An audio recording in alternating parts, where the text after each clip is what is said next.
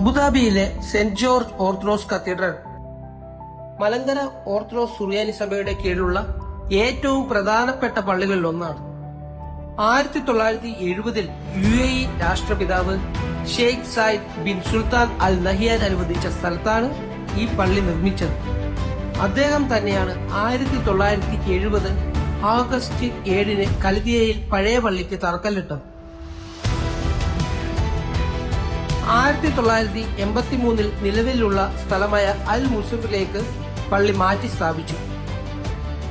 2004 ഇത് കത്തീഡ്രലായി ഉയർത്തപ്പെടുകയും 2024 നവംബറിൽ പൗരസ്ത്യ കാതോലിക്ക ബാബയുടെ മുഖ്യ കാർമ്മികത്വത്തിൽ പുതിയ പള്ളി കൂദാശ ചെയ്തു.